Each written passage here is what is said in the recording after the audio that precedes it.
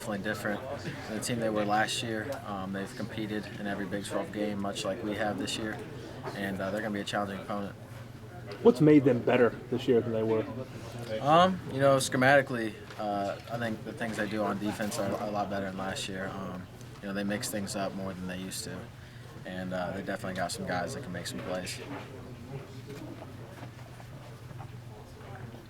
Paul, you had a guy the other day, Mario Alford, really kind of had a breakout game. He's been looking a lot better the last couple of weeks. What have you seen from him in practice that can really account to his improved play recently?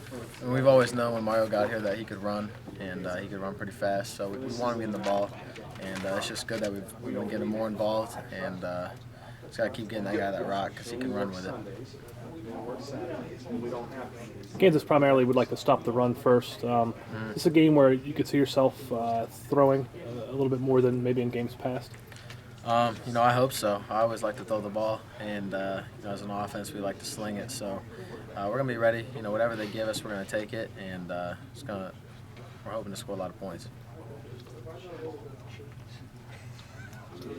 You kind of had a shaky start when you got in there against Texas, but you were able to right yourself. Was that rust, you think, or just, Yeah, it's always hard just kind of getting thrown in there, but, no excuses. You got to be ready to go, and it was definitely a shaky start for me. It's not the way I wanted to come in there and start off. The first two throws I remember, they weren't too bad, but the next two weren't great, obviously, and, hopefully this week, if I get a chance, just got to go out there, play hard, and, hopefully be more consistent.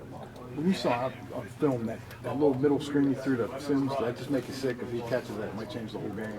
Yeah, possibly. It actually wasn't a very good look, that play, and, I don't know what would have happened. Are you talking about the one right down the middle of the field? Yeah, it was talking like about a different play. Yeah, that's just one of those where he stretched and then hit his hand. yeah, and he probably, he might score if he catches that. But if you ask yourself what if questions, you'll make yourself sick all the time because we had a lot of chances to win that game and we didn't get none. Shannon said that a couple of the fumbles especially came on high probability blitz downs, stuff where you probably knew you had to get rid of the ball quickly. Yeah. What can you do in the future to really, be more aware on a down like that? Just got to get the ball to my hand, just like Shannon said. When they're bringing more guys than we can block, it's my job to get the ball to my hand or make somebody miss. So for me, I'm probably going to need to get the ball to my hand. Is it more difficult mentally to approach a game sometimes as a backup quarterback, considering you're not sure, when you'll be called upon? Yeah, it is. It's just a different kind of thing. And but like I said, there's no excuses. You got to get in there. You got to make plays. But I feel like for myself, once I get in a rhythm, I think things start clicking a lot better. And hopefully I can just pick up that rhythm quicker next time. In a typical game, how long does it take you to settle in if you come in, say, third or fourth series? How long until you kind of feel that rhythm usually?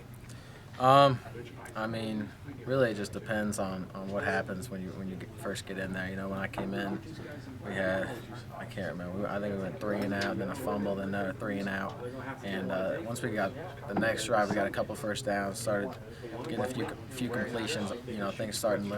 Things were looking a lot better, and the offense was flowing a lot more smooth. And you want to start off that way. You want to start off getting a couple first downs, get in that rhythm, and then carry that throughout the game. Can you pinpoint when something doesn't get into rhythm, kind of why that happens? Sometimes you'll flow down the field really well, and then sometimes, it's 2 or 3 and outs in a row. Yeah, sometimes the defense, they make good plays, and, you're forced to punt. Other times it's just, it's mistakes that we make ourselves, like me, missing 2 of those throws, and, you just gotta pinpoint the mistakes, you gotta fix them, and just gotta keep playing.